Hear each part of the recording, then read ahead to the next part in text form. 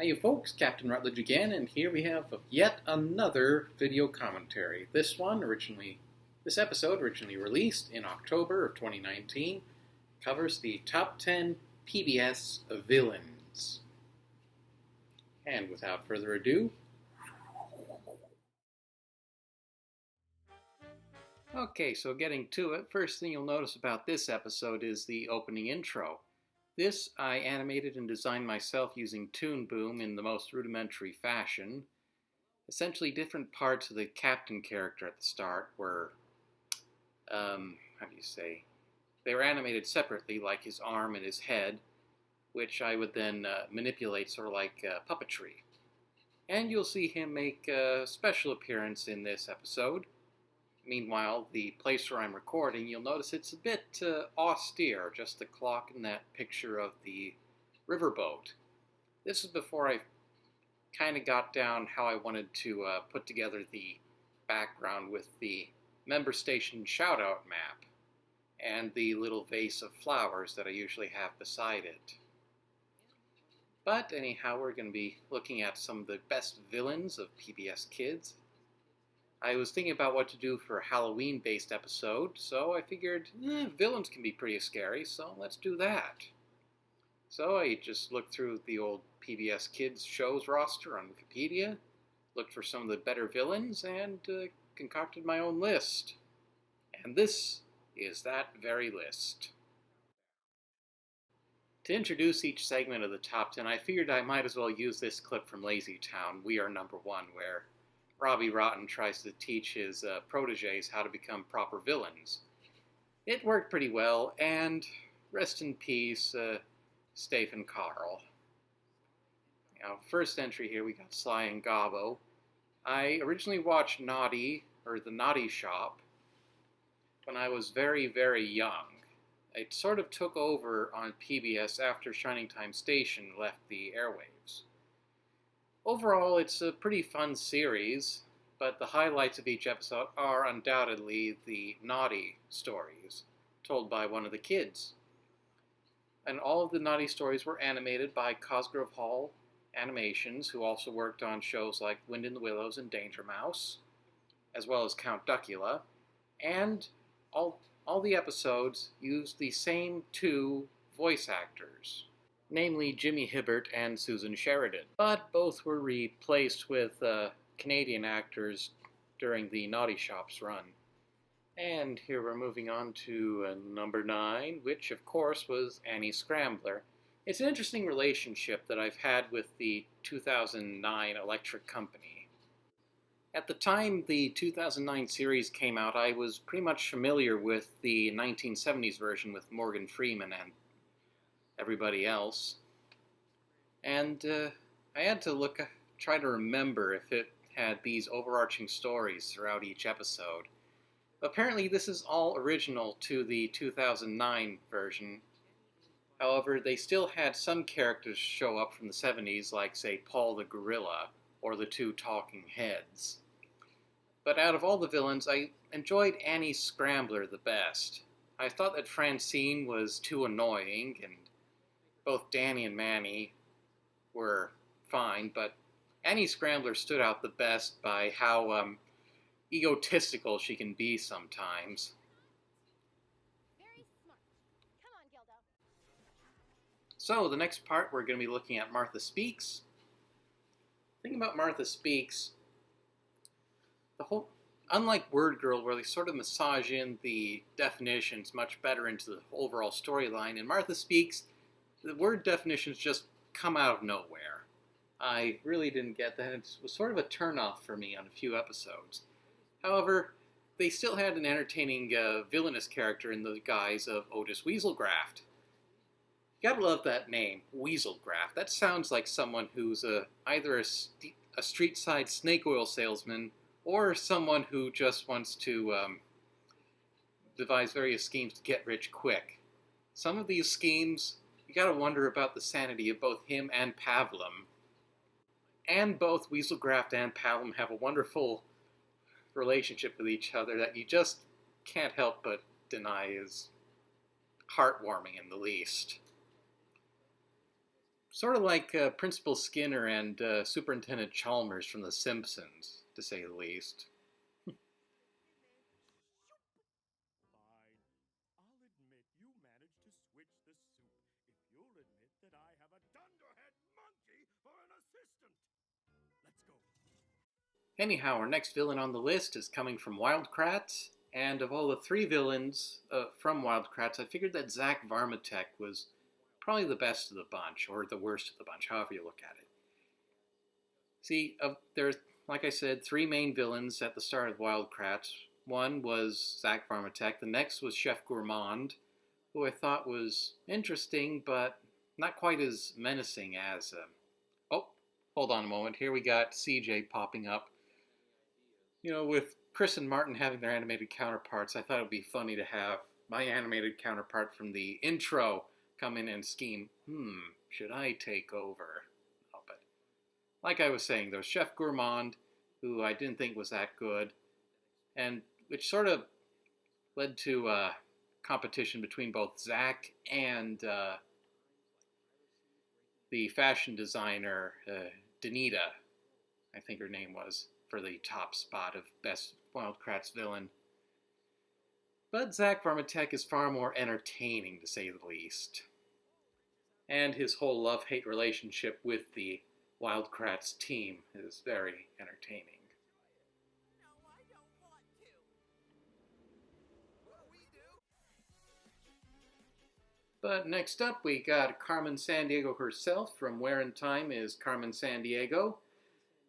I probably mentioned this in my commentary for the Carmen Sandiego Game Shows episode, how I absolutely adore how villainous Carmen Sandiego is in this iteration of the TV series. Not only does she not care about other people, but she finds it absolutely grating when someone is having a good time or has the slightest smidge of happiness. But of all of her villains that serve under her, I have to say that Jacqueline Hyde would be one of the most entertaining to watch, simply for her split personality, as you'll see here. Very special, I want you to steal. But stealing is a big no-no. To which I always say, yes! Anyhow, moving on, we've got another villain from Word Girl, which would be, of course, Dr. Two Brains. I have it in mind for this next season, Season 5, to do somewhat of a countdown of all the Word Girl villains to show who's the best. But Dr. Two Brains is by far one of the most interesting villains of Word Girl, with his tragic background of being fused to a mouse brain after that experiment with Squeaky went wrong. A few episodes of Word Girl referred to his previous life as Dr. Boxleitner for the accident, including his book that helped Word Girl become a superhero, as well as one episode where he actually helps Word Girl come up with a speech, and actually supports her pretty well in the regard. So there still is a little bit of Dr. Boxleitner left, but that pesky mouse brain, you know, it just messes with his whole psyche until he's a calcium casein kleptomaniac of a character. Wow, that sounded really good. I don't think it meant what it meant, though. Well, I'll have to look it up in my dictionary. Some of the entertaining scenes of Two Brains. The world is better for knowing him. How long do you think you'll keep going? He'll run into some woods eventually. Yeah, next up we got a character from the TV show Animalia, which would be, of course, the Creeper. And we've got another little clip of CJ coming up here. You don't count, we're the same person. I think I'm a little too rough on him. I'll make it up for him in the future. But Animalia, that was one of the shows that came on in the summertime that I was interested in and did have some interesting story arcs, especially as when they introduced the Creeper character. The original villain at that point was Tyrannicus Tiger. However, the Creeper soon overshadowed him as the main villain. And there's Tyrannicus right now. You know, for being based on a simplistic children's book about the alphabet, they really brought an Animalian to a very captivating storyline, especially thanks to some of the writing from the former writing staff of Animaniacs. It is a shame about some of the more rudimentary aspects of the animations, but it was the mid 2000s, so. And it probably didn't have the best budget to start with, but for what it had, it's decent ish, to say the least. And next up, we've got the villains from Redwall coming up. I absolutely adored the Redwall series when I was younger. It came on every summertime, and I would loyally tune in every day to watch the adventures of all the characters. But it's pretty hard to pick just one villain to be the best of the whole bunch. Clooney is very scheming, of course, and Slagar has the amazing voice of Tim Curry. And then last of all, you have Badrang and Clog, who both hate each other's guts so much that they don't even realize that the thing that they're fighting over is slowly running away from them. And even Asmodeus somewhat has pieces of interest with him, not to mention General Ironbeak. If the series had continued and they did an adaptation of Mossflower, I would have really loved to see what they would have done with the character of Zarmina Greeneyes, the main villainess, who ruled over Cotier Castle before it was destroyed and turned into Redwall Abbey. And then there were a few gray area villains that would have been nice to have seen had the series continued, such as Captain Romska, who was in the Pearls of Lutra. However, she is pretty compassionate to the Redwall Abbey Father Abbot, whom she had captured early on in the story, preventing the lizards under her command from devouring him whole. And it's a very touching scene of when she's finally subdued in the middle of the story. If I decide that you may live, then you may live. If I take it into my head that you may not live, then you will die. And here I continue on about all the voice actors of the various Redwall villains. Diego Matamoros is of course the best known, and his voice acting for Clooney is absolutely fantastic, to say the least. But you also got to give some props to John Stalker for that beautifully malign pirate voice he gave for Captain Clog. One dark night, I'll slit your gullet, take your slaves, and burn Marshak to the ground. Get going before I use you for target practice. Speaking of Odd Squad, in the next section, there were a lot of great villains throughout the run of the TV show. Odd Todd, however, is by far one of the best to be featured. How he is a brilliant mind and was once one of the best agents in all of the Odd Squad, but then turned to the dark side of oddness because he just got bored of it all. Episodes of Odd Squad first started airing while I was in college, and while flipping through the channels one day at home, I found it playing on television, and slowly but surely, I became somewhat of a fan of the Odd Squad series. In fact, on my desk I still have the Odd Squad badge I made myself for the episode where I talk about Odd Squad. It's just too bad that some people don't understand the concept of fair use, so that video is no longer available on YouTube. However, I still have a link to it on the Internet Archive if any of you are interested in watching it. Anyhow, when originally talking about Odd Todd in this episode, I referred to him being played by actor Gabriel Sanchez, which, of course, I must have misread because he is in fact played by Joshua Kalimnik and played excellently by the actor. And yeah, here we are. I'm having a Junior Mint in the middle of the episode. That particular box of Junior Mints was released in commemoration of the Seinfeld episode, The Junior Mint, which is an absolute gem to watch if you haven't already.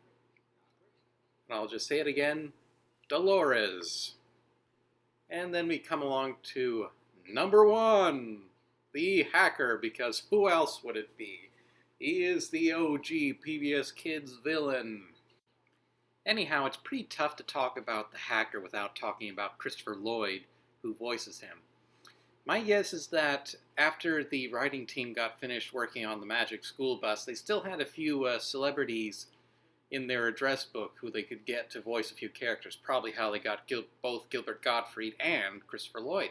And Christopher Lloyd was attracted to the role because Hacker is such a vain, pompous, and overall entertaining character. One of the fascinating aspects about Hacker that I like is why he always refers to himself as the Hacker. In Lost My Marbles, Digit briefly touches on there being a whole story behind why he prefers this, but they never really get into it. My thought is that, well, I was reading the Cyberchase wiki there. In the episode Sensible Flats, they list his first name as Hieronymus, probably a reference to Hieronymus Bosch, but apparently Hacker didn't like the name very much, so he just went around calling himself the Hacker, not to mention to boost his ego slightly. Here we have footage of Christopher Lloyd voicing the Hacker. He's spoken about the role a few times in panels and on one clip of a news show. However, just to watch him voice the character in person is just so entertaining. How he puts his whole body into the lines that Hacker is saying, and how the animators would use those actions just to model for the Hacker's actions. Such as coming up here in a little bit with him waving his arms in anger. That's most likely something that Christopher Lloyd did in the recording booth.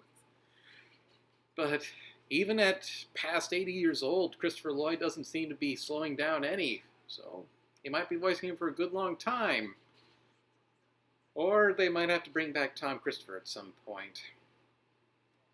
And right here, this is one of the reasons why I put the PBS member station spotlight board behind me on the wall.